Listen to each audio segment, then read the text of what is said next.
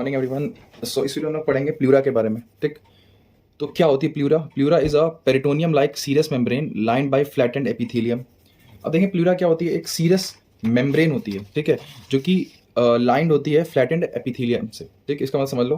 देखो, अब पहले कुछ चीज़ें हम लोग जनरल में समझ लेते हैं। जैसे जो हम लोग के ऑर्गन्स, ऐसे ऑर्गन्स हम लोग की बॉडी में होते हैं जिनमें कॉन्टिन्यूस मोशन होता है। कॉन्टिन्यूस मोशन की बात कर रहा हूँ मैं। ठीक, जैसे लंग्स हुआ, हार्ट हुआ, ठीक, स्टमक हुआ, इनमें चर्निंग मूवमेंट्स होते हैं स्टमक में। तो इनके मूवमेंट्स को फैसिलिटेट करने के लिए इनके ऊपर भगवान ने कुछ कवरिंग्स बनाई है। जैसे हार्ट के ऊपर क्या बनाई है? पेरिकार्डियम। लंग्स के ऊपर क्या बनाई है? फ्लूरा बनाई है। तो कुछ अलग नहीं है, पेरिकार्डियम और फ्लूरा कुछ अलग नहीं है, वो है एक ही चीज़। बस हार्ट के ऊपर तो नाम क्या रख दिया उसका? पेरिकार्डियम। ठीक, और ये लंग्स के ऊपर तो उसका नाम क्या रख दिया? फ्लूरा। ठीक, इनका काम एक ही है कि जब भी वो ऑर्गन्स मूव करें तो जो फ्रिक्शन प्रोड्यूस हो उस फ्रिक्शन को कम करना। अब फ्रिक्शन को कम कैसे करा जा सकता है? हम लोग फिजिक्स में हमेशा पढ़ते हैं कि अगर मान लो कोई एक फर्श है, इस पर बहुत ज़्यादा फ्रिक्शन है, हमें इस फ्रिक्शन को कम करना, तो हम क्या करेंगे? इसकी ऑयलिंग कर देंगे। एक वे होता है फ्रिक्शन को कम करने का, ऑयलिंग। तो बस अब ऑयलिंग भगवान ने इनडायरेक्ट वे में करी है इन्हीं मेम्ब्रेन्स की हेल्प से। ठीक, आप समझ लो एक गुब्बारा था, एक ऑयली गुब्बारा। ठीक, इसके अंदर भगवान ने लंग्स को डाल दिया। ठीक, तो जो लंग्स था वो कुछ अब ऐसे शेप में आ गया। सपोज ये गुब्बारे के अंदर पूरा लंग्स भरा पड़ा, ये गुब्बारा पूरा ये इसको प्रोटेक्शन दे रहा है। ठीक, और जब लंग्स फैलता है तो ये जाके इस गुब्बारे में लगता है। ठीक, और जब भी ऊपर नीचे होता है तो ये इस गुब्बारे के अंदर होता है, तो इसके साथ जो फ्रिक्शन प्रोड्यूस होता है वो कम होता है। अगर ये गुब्बारा नहीं होता तो ये लंग्स हमारा सीधे थोरेसिक वॉल के ऊपर रब करता, उसकी वजह से हमारी थोरेसिक वॉल भी डैमेज होती है और लंग भी डैमेज होता है। ठीक, तो यही है प्लूरा। It is simple. अब पेरिटोनियम, अब पेरिटोनियम क्या होती है हम लोग पढ़ेंगे एब्डोमेन में, फिलहाल समझ लें। पेरिटोनियम का भी कुछ ऐसा ही काम होता है। ठीक, पेरिटोनियम लाइक सीरस। सीरस का मतलब क्या होता है? जिससे सिक्रीशन होते हैं, सीरस फ्लूइड रिलीज होता है। ठीक, lined by flattened epithelium. Flattened epithelium को हम लोग बोलते हैं मेसोथेलियम, और यही ये सीरस फ्लूइड क्या करती है? रिलीज करती है। ठीक, अब जो फ्लूरा होती है ना, इसकी दो लेयर होती है, एक विसरल लेयर और एक पैराइटल लेयर। अब तुम समझो, देखो विसरल लेयर और पैराइटल लेयर में क्या डिफरेंस होता है। इसके लिए हम पहले थोड़ा सा जाते हैं एम्ब्रियोलॉजी में। देखिए, जब हम लोग का लंग डेवलप हो रहा होता है तो वो लेरिंजियोट्रैकियल ट्यूब से डेवलप होता है। ठीक, तो ये देखें, ये है हम लोग की सबसे पहले फ्लूरल मेम्ब्रेन, ये मतलब फ्लूरा है। लंग आया, ठीक, और इसके अंदर ये क्या होने लगा? काइंड ऑफ इनगल्फ होने लगा। ठीक, इसके अंदर ये देखो ऐसे करके। और फिर देखो, अब ये जो पेरिटोनियम, सॉरी, ये जो फ्लूरा है, इसकी दो लेयर बन गई। वो लेयर जो कि लंग्स के कांटेक्ट में, लाल रंग से जो मैंने बनाई है, जो लंग्स से कांटेक्ट में, इसे बोलेंगे हम लोग विसरल प्लूरा, क्योंकि विसरल ऑर्गन के कांटेक्ट में। पेरिकार्डियम की बिल्कुल ऐसी लेयर्स हैं, विसरल पेरिकार्डियम और पैराइटल पेरिकार्डियम, तो एक ही चीज़ है। ठीक, और वो लेयर फ्लूरा की जो कि लंग्स के कांटेक्ट में नहीं है, थोरेसिक वॉल के, चेस्ट वॉल के कांटेक्ट में, उसे हम लोग क्या बोलेंगे? Parietal pleura. बोलो, बात समझ में आती है कि नहीं आती? ठीक, अब हम लोग पहले बात करते हैं विसरल प्लूरा के बारे में। देखिए, विसरल प्लूरा जो होती है ये बहुत थिन लेयर होती है और लंग से इतनी फर्मली अटैच होती है कि जब आप इसका डायसेक्शन करेंगे तो अगर आप ये सोचें कि हम इसको निकाल के लंग से अलग कर दें तो ये पॉसिबल नहीं है। इसको हम लोग लंग से सेपरेट नहीं कर सकते। बिल्कुल झिल्ली की तरह होती है, झिल्ली जानते हैं ना, पॉलीथीन, उसकी तरह होती है, और बिल्कुल लंग से फर्मली अटैच होती है। अच्छा, जो विसरल प्लूरा होती है ये पूरे लंग को कवर करती है accept at hilum and along the attach of pulmonary ligament. ठीक, पल्मोनरी लिगामेंट क्या होता है ये मैं अभी आपको थोड़ी देर में बता दूंगा। फिलहाल हाइलम क्या होता है? देखो, हाइलम वो नॉच होती है लंग्स की, जहां से सारी ब्लड वेसल्स वगैरह क्या होती हैं? एंटर करती हैं लंग्स के अंदर। जैसे ये मान लो, ये हम लोग का लंग्स है तो ये हाइलम वाला पार्ट है, ये वाला पार्ट हाइलम है, यहाँ से सब कुछ एंटर कर रहा है। ठीक, अब जरा सोचो, अगर यहाँ पर भी प्लूरल जो वो होगी प्लूरल मेम्ब्रेन, वो लंग्स को कवर कर लेगी, तो ये सब लंग्स के अंदर जाएंगे कैसे? तो इसीलिए जो ब्लड वेसल्स होती हैं, नर्व्स होती हैं, आर्टरीज होती हैं, उनको स्पेस प्रोवाइड करने के लिए यहाँ पे पैराइटल प्लूरा एब्सेंट होती है। ठीक है, so covers the whole lung except at hilum and along the attach of pulmonary ligament. ये क्या होता है अभी बात कर लेंगे इसके बारे में। अब बात करते हैं पैराइटल प्लूरा के बारे में। देखो, जो पैराइटल प्लूरा होती है ये थिकर होती है विसरल प्लूरा से, थोड़ी सी टफ होती है, क्योंकि ये थोरेसिक वॉल के कांटेक्ट में होती है, तो इसीलिए क्या होती है? थोड़ी सी टफर मेम्ब्रेन होती है as compared to visceral pleura. Lines the wall of pulmonary cavity, और भाई पल्मोनरी कैविटी की वॉल को ये लाइन करती है। ठीक, और इसको हम लोग इजिली सेपरेट कर सकते हैं ड्यूरिंग डायसेक्शन। ठीक, अच्छा, अब यही देखो, ये एक डायग्राम बच गया था एक्सप्लेन करना, इसको देख लो। तो ये ब्लैक रंग से बनाया, ये क्या है? Visceral pleura. ग्रीन रंग से क्या है? Parietal pleura. और नीले रंग से क्या है? लंग है। तो जो विसरल प्लूरा और पैराइटल प्लूरा के बीच में जो स्पेस है, इसको बोलते हैं प्लूरल कैविटी। इसको क्या बोलते हैं? Pleural cavity. और इसके अंदर एक फ्लूइड भरा होता है, उसे बोलते हैं प्लूरल फ्लूइड। ये फ्लूइड कौन सिक्रीट करता है? तो यही मेसोथेलियम सेल्स, जो कि लाइन करके रखती हैं, ऐसे मेसोथेलियम जो कि लाइन करके रखती हैं इसको, यही सिक्रीट करती हैं क्या? एक सीरस फ्लूइड, उसे क्या बोलते हैं? Pleural fluid. ठीक है जी, कितनी समझ में आती है? अब आगे बढ़ते हैं। अब देखो, हम लोग पढ़ेंगे सब डिविजन्स ऑफ प्लूरा। जो प्लूरा है उसको 4 पार्ट में डिवाइड किया गया है। ठीक, बहुत सिंपल सी कहानी है, इसमें कुछ भी रॉकेट साइंस नहीं है, कॉमन सेंस की चीजें, ध्यान से समझें। प्लूरा का वो वाला पार्ट, ठीक है, जो कि फर्स्ट रिब के ऊपर होता है, फर्स्ट रिब के ऊपर, उसे बोलते हैं सर्वाइकल प्लूरा। ठीक, और प्लूरा का वो वाला पार्ट जो कि रिब्स के कांटेक्ट में होता है, कॉस्टल कार्टिलेज के कांटेक्ट में होता है, उसे बोलते हैं कॉस्टल प्लूरा। ठीक, जो नीचे क्या है यहाँ पे डायफ्राम, जो डायफ्राम के पास है उसे क्या बोला, डायफ्रैग्मेटिक प्लूरा। सही है। सेंटर में क्या था लंग्स के, मीडियास्टाइनम, तो जो मीडियास्टाइनम के कांटेक्ट में है उसे क्या बोला, मीडियास्टाइनल प्लूरा। सिंपल सीधी बात, इसमें कुछ रॉकेट साइंस नहीं थी। जो फर्स्ट रिब के ऊपर ऊपर था उसे क्या बोला, सर्वाइकल प्लूरा। जो रिब्स और कोस्टल कार्टिलेज के कांटेक्ट में था उसे क्या बोला, कॉस्टल प्लूरा। जो डायफ्राम के कांटेक्ट में था या फिर डायफ्राम के पास था उसे क्या बोला, डायफ्रामेटिक प्लूरा। जो मीडियास्टाइनम के पास था उसे क्या बोला, मीडियास्टाइनल प्लूरा। अच्छा, अब एक बात समझो कि इतने नाम क्यों दिए जाते हैं, अबे प्लूरा ही तो है, इसको इतने नाम देने की क्या जरूरत है।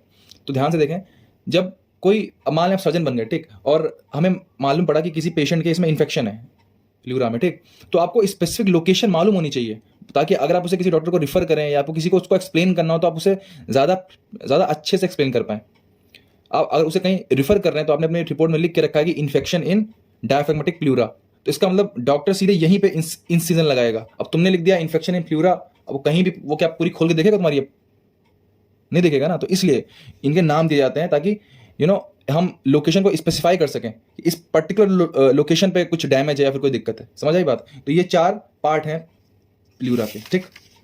अच्छा, जो सबसे इंपॉर्टेंट पार्ट है वो है रीसेस ऑफ प्लूरा, ठीक। ये तो बस वही है कि आपको खाना खिलाया जा रहा था ताकि लास्ट में मीठा आ सके, और मीठा क्या है, रीसेस ऑफ प्लूरा। ये मेन पार्ट है, ठीक, यही एग्जाम में आता है, रीसेस ऑफ प्लूरा। अच्छा, इसमें भी क्या इंपॉर्टेंट है, इसमें इंपॉर्टेंट है इसके क्लिनिकल क्वेश्चंस, लेकिन जो क्लिनिकल क्वेश्चन वो तब समझ पाएंगे जब पहले इसको समझेंगे इसकी थ्योरी। तो देखो, रीसेस ऑफ प्लूरा क्या होता है, मैं आपको सिंपल भाषा में बोलूं तो कहीं कहीं पे प्लूरल मेम्ब्रेन लूज हो जाती है, और वो जो लूज होती है उन्हीं एरियाज को हम बोलते हैं रीसेस। कोई एक मेम्ब्रेन थी, वो थोड़ी टफ थी, लेकिन वो कहीं पे लूज हो गई ऐसे, इसी को हमने क्या बोल दिया, रीसेस ऑफ प्लूरा, ठीक। So basically it is expanded region of pleural cavity called as pleural recess, ठीक। अच्छा, तो ये भगवान ने ऐसा करा क्यों लूज कर दिया। तो यार हमें मालूम है कि जो लंग है वो एक्सपैंड करता रहता है इंस्पिरेशन में, और सिर्फ इतना नहीं कि वो नॉर्मली एक्सपैंड करता है, अगर हम चाहेंगे तो बहुत ज्यादा एक्सपैंड कर सकता है। फोर्सफुल इंस्पिरेशन आपने सुना है ना। तो भगवान ने उसको स्पेस देने के लिए ये चीज बना दी। सोचो कि अगर वो बिल्कुल टफ मेम्ब्रेन होती, बिल्कुल टफ, मान लो ये लंग है, सपोज ये लंग है, इससे बिल्कुल फर्मली अटैच मेम्ब्रेन है ये, ठीक, तो तुम एक पर्टिकुलर रेट पे इंस्पिरेशन कर पाते, बस नॉर्मल इंस्पिरेशन। अगर तुम भागते दौड़ते तुम्हें इंस्पिरेशन तेज करना पड़ता तो ये लंग्स ज्यादा फैलता औकात से और ये फट जाता, ठीक है। तो भगवान ने क्या किया, थोड़ी सी चालाकी बरती, उन्होंने क्या करा, उन्होंने थोड़ी सी ऐसे इसको लूज कर दी कहीं मेम्ब्रेन को ऐसे, ताकि हम जितना चाहें, मतलब जितना चाहें तो नहीं, लेकिन थोड़ा सा ज्यादा अगर कभी जरूरत पड़े तो एक्सपैंड कर सके लंग, ठीक है। अच्छा, essential for expansion of lung during inspiration, ठीक। Next, so basically there reserve spaces for pleural cavity for lungs to expand during deep inspiration. बात समझ में आती है। तो क्या है ये रिजर्व स्पेसेस हैं किसके, प्लूरल कैविटी के, ताकि जो लंग है वो ज्यादा एक्सपैंड कर सके, जब जरूरत पड़े, हम कभी दौड़े भागे तो ज्यादा एक्सपैंड कर सके। बराबर बात समझ में आती है। अब रीसेस 2 जगह पे होते हैं, जो ये मेम्ब्रेन लूज होती है, मेनली 2 जगह पे लूज होती है। सबसे पहली लूज होती है मतलब कोस्टो डायफ्रैग्मेटिक रीसेस। अब समझो इसकी बात, इसकी मीनिंग देखो, मतलब कोस्टल सरफेस, या इसको देखो, कोस्टल सरफेस जो है उसको 3D में समझो। मान लो ये लंग्स है, ठीक है, मान लो ये लंग्स है, तो ये वाला पार्ट है सर्वाइकल प्लूरा, अब ये पूरा पार्ट है कोस्टल प्लूरा, समझ रहे हो। ये अंदर वाला पार्ट है मीडियास्टेनल प्लूरा, और ये वाला पार्ट है डायफ्रैग्मेटिक प्लूरा, समझ रहे हो। तो ये जो रीसेस होता है, ये होता है कोस्टो डायफ्रैग्मेटिक रीसेस। इसका मतलब कोस्टल सरफेस और डायफ्रैग्मेटिक सरफेस के बीच में रीसेस होता है। ये देखो, ठीक, देखो मेम्ब्रेन को होना चाहिए था ऐसा, लेकिन ये थोड़ी सी लूज हो गई है ऐसे, इसे बोलते हैं कोस्टो डायफ्रैग्मेटिक रीसेस, ठीक। इसके बारे में आपको ध्यान क्या क्या रखना है, सबसे पहले इसकी लोकेशन 8, 9, 10 रिब्स के बीच में होता है, 8th, 9th, 10th रिब्स के बीच में होता है। रीजन क्यों बता रहे हैं, देखें, जनरली इसमें जब कोई इन्फेक्शन होता है ना, बहुत खतरनाक इन्फेक्शन, तो इसमें फ्लूइड भर जाता है, तो हमें इस फ्लूइड को निकालना रहता है, ठीक, एस्पिरेशन करना रहता है। तो हम क्या करेंगे, सीधे उसकी रिप काउंट करेंगे, 1, 2, 3, 4, 5, 7, 8 मिल गए, टक से इंजेक्शन खोस दिया, वहां तक गए, फ्लूइड को निकाल लिया, खत्म। तो हमें लोकेशन ध्यान रखना बहुत जरूरी है कि 8th, 9th और 10th रिब के बीच में होती है। बोल बात समझ में आती है, बहुत अच्छी बात है। नेक्स्ट देखो, so located between costal and mediastinal pleura, ठीक। अच्छा, इसकी लेंथ आपको ध्यान रखनी है, इट मेजर्स 5 सेंटीमीटर वर्टिकली। जो इसकी लंबाई होती है वर्टिकली वो कितनी होती है, लगभग 5 सेंटीमीटर, ठीक। ये कितनी है, लगभग 5 सेंटीमीटर, ठीक। अच्छा, कहां पे होती है वो, 8, 9 और 10th रिब के बीच में होती है, ठीक। Most dependent part of pleural cavity, hence fluid of pleural effusion first collect at this side. देखें, अब हम लोग इसके बाद पढ़ेंगे कोस्टो मीडियास्टेनल प्लूरा, सॉरी रीसेस, और ये वाला, ठीक। तो आप देखें कि वो रीसेस इतने ज्यादा फर्म नहीं होते, मतलब इतना वो 5 सेंटीमीटर का वर्टिकल पाउच होना, ये उनमें नहीं होता, वो ज्यादा फर्म नहीं होते, वो बहुत छोटे छोटे रीसेस होते हैं। ये रीसेस बहुत बड़ा होता है कंपैरेटिवली, ठीक है। तो इसीलिए मोस्ट डिपेंडेंट पार्ट होता है प्लूरल कैविटी का। अगर सोचो इसमें कोई फ्लूइड भर गया ना, तो तुम इंस्पिरेशन फोर्सफुल कर ही नहीं सकते हो, कर ही नहीं सकते हो। इसीलिए सबसे ज़्यादा डिपेंडेंट पार्ट होता है प्लूरल कैविटी का, ठीक। तो जो फ्लूइड होता है, और एक तो ये गहरा भी है, 5 सेंटीमीटर इसकी वर्टिकल लेंथ होती है, तो यहाँ पे प्लूरल इफ्यूजन का फ्लूइड सबसे पहले आके कलेक्ट होता है, ठीक। इसीलिए ये इंपॉर्टेंट है। नेक्स्ट है कोस्टोमीडियास्टिनल रीसेस। अब ध्यान से समझें, ये जो रीसेस होता है ये एंटीरियर साइड में होता है लंग के। एंटीरियर साइड का मतलब समझना कि मान लो ये लंग है, ठीक, ये पूरा लंग है। अब इस लंग को हम लोग ऊपर से देख रहे हैं, कैसे देख रहे हैं, ऊपर से, ठीक। ऊपर से देखेंगे तो ये तो कोस्टल सरफेस दिखेगी, अंदर वाली कौन सी दिखेगी, मीडियास्टिनल सरफेस, ठीक। ये मीडियास्टिनल सरफेस, मैंने एक ही लंग बनाया है। ये ऊपर कौन है, सर्वाइकल प्लूरा, ठीक, सॉरी, हाँ सर्वाइकल प्लूरा, अरे सर्वाइकल प्लूरा थी ना, हाँ सर्वाइकल कॉस्टल प्लूरा, ये है मीडियास्टिनल प्लूरा, नीचे होगी डायफ्रागमेटिक प्लूरा, ठीक। तो ये जो रीसेस होता है ऐसे होता है, ध्यान समझें कि ये मान लें प्लूरल मेम्ब्रेन है तो ऐसे कवर है, तो ये जो आपको बीच में दिख रहा है रीसेस, ये वाला ये होता है कोस्ट, ये एंटीरियर साइड होता है बॉडी के, एंटीरियर साइड आगे की ओर होता है, ऐसे समझे। ये जो गैप दिख रहा है ना आपको, ये गैप, ये हमारा कोस्टोमीडियास्टिनल रीसेस, ठीक। लोकेटेड एंटीरियरली बिटवीन, ये देखो ये डायग्राम में काट के दिखाया है, ऐसे काटा है इंसान को, फिर ये देखो ये है रीसेस, ठीक।